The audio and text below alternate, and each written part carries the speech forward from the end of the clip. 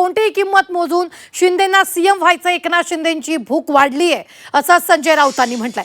शिंदे मोदी शहांना आव्हान देऊ शकतात, हा भस्मासूर फडणवीसांच्या मानेवर बसणार असल्याचंही यावेळी संजय राऊतांनी म्हटलंय।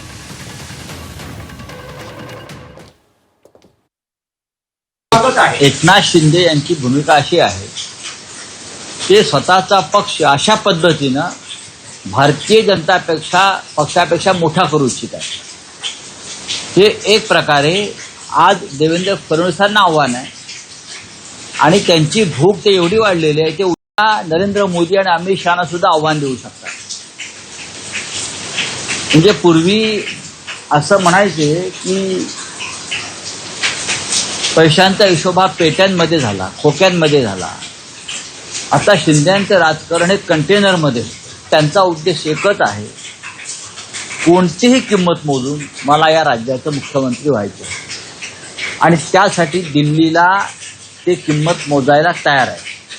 हे मी ऑन रेकॉर्ड बोलतो आणि त्यांनी त्यातली 50% किंमत मोजली आहे, 50% किंमत मोजली आहे। हा भस्मासूर अमित शहा आणि देवेंद्रजीच्या सुद्धा मानेवर बसल्याशिवाय राहणार नाही।